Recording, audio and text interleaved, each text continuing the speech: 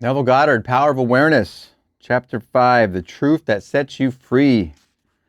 I cannot tell you how many times my teacher told me that phrase. And I was like, oh, I'm in bondage? I did not have any idea what she meant, but I knew it made sense. Here we go. The drama of life is a psychological one in which all the conditions, circumstances, and events of your life are brought to pass by your assumptions. Since your life is determined by your assumptions, you are forced to recognize the fact that you are either a slave to your assumptions or their master. To become the master of your assumptions is the key to undreamed freedom and happiness. You can attain this mastery by deliberate conscious control of your imagination. You determine your assumptions in this way.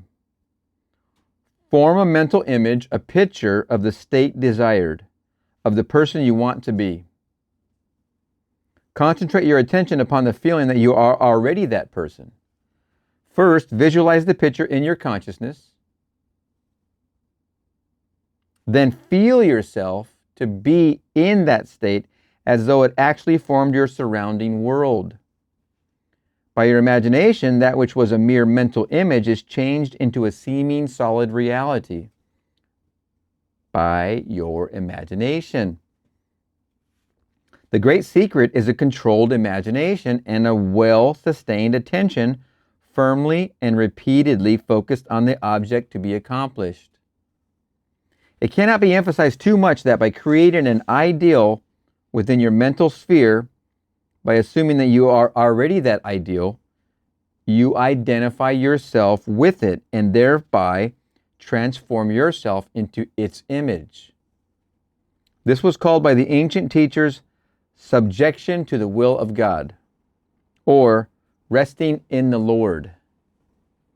And the only test of resting in the Lord is that all who do rest are inevitably transformed into the image of that in which they rest. You become according to your resigned will, and your resigned will is your concept of yourself and all that you consent to and accept as true. You, assuming the feeling of your wish fulfilled and continuing therein, take upon yourself the results of that state. Not assuming the feeling of your wish fulfilled, you are ever free of the results. You, let me repeat the sentence, assuming the feeling of your wish fulfilled and continuing therein, take upon yourself the results of that state. Not assuming the feeling of your wish fulfilled, you are ever free of the results. When you understand the redemptive function of imagination, you hold in your hands the key to the solution of all your problems. Make no mistake about it. Each self-concept, let's do this again. Here you are, I am, all that is, God right in the middle, and here's our self-concepts, me, you, her, them, it, mother, father, brother, sister, all self-concepts. Here you're not married and single. Here you are married and you're in a happy relationship. Here you're a thousandaire, here you're a millionaire. All self-concepts. You go from thousandaire to billionaire. You go from single to married to family to new house with kids. Okay? All of these self-concepts have their own problems or seeming limitations. We are always on the ascend. We're always trying to ascend. These problems seem like limitations. So we have the ability to imagine beyond them and to ascend, to elevate. When you understand the redemptive function of imagination, you hold in your hands the key to the solution of all your problems. It doesn't matter which self-concept you are in, you're going to change, you're going to ascend to another one. Because that's what we are, that's the nature of us. He gave us the nature. I am all that is, God right here in the middle, put forth himself in us, and that is our nature, to ascend. I don't think it's to be dissatisfied. It's love is the main lesson. The only lesson would be love.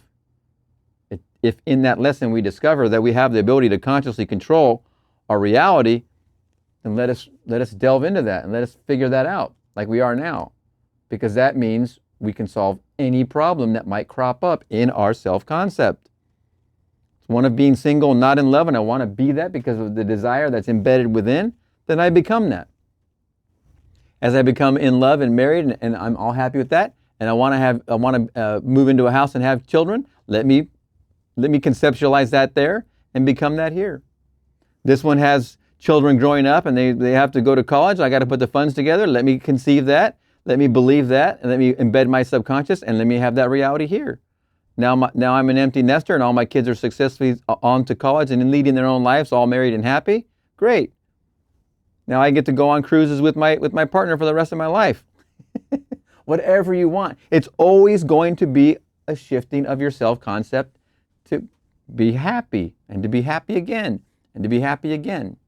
And it's not over when you leave these states. These are all different states. When you leave one and you go to another one, when you leave the single one and you become the married one, this one doesn't vanish. This is a state that someone else is going to occupy. It's ready for the taking. It's ready for the use. When you go over here and you get married and you don't have the kids yet, you leave that to go have the kids and get a new house. This state of being married and happily in love is the state you abandoned and left behind. It's ready for occupation by somebody else. People aren't in line for states. It's a state that has occupation that you can go in and out of, and which you are going to. When you finish all these different states, you're 95 to 105 years old, somewhere in there, and you're going to be restored to life again. Whatever challenges you have when you leave are going to be the ones you face when you arrive again. That's restoration. Resurrection is different. We're going to get into that in the promise. Every phase of your life is made by the exercise of your imagination. Determined imagination alone is the means of your progress, of the fulfilling of your dreams. Determined imagination alone is the means of your progress, of the fulfilling of your dreams. It is the beginning and end of all creating. The great secret is a controlled imagination and a well-sustained attention firmly and repeatedly focused on the feeling of the wish fulfilled until it fills the mind and crowds all other ideas out of consciousness. The great secret, this is so, I got to repeat it.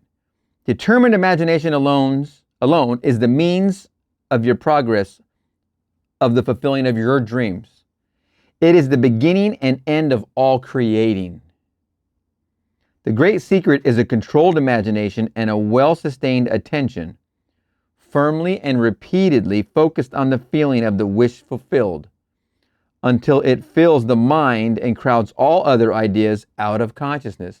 Once it fills the mind and crowds all other ideas out, then you know you have determined your objective and you are focused.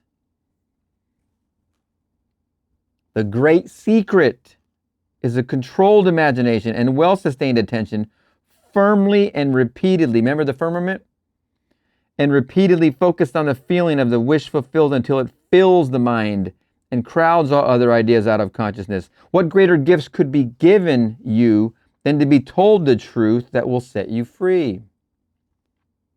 The truth that sets you free is that you can experience in imagination what you desire to experience in reality. And by maintaining this experience in imagination, your desire will become an actuality. There it is.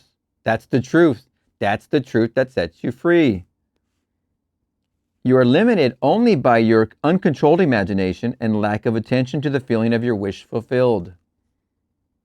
When the imagination is not controlled and the attention not steadied on the feeling of the wish fulfilled, then no amount of prayer or piety or invocation will produce the desired effect.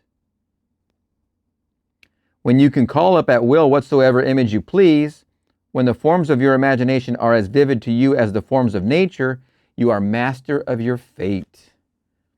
When you can call up at will whatsoever image you please, when the forms of your imagination are as vivid to you as the forms of nature, you are master of your fate. Yes, yes, yes. Man, oh man, what a wonderful, wonderful, wonderful chapter. Let's finish with a poem. Visions of beauty and splendor, forms of a long lost race, sounds and faces and voices from the fourth dimension of space. And on through the universe boundless, our thoughts go lightning shod. Some call it imagination, and others call it God. Wow, what a wonderful, wonderful chapter. Chapter 5, The Truth That Sets You Free. We'll see you in the next chapter.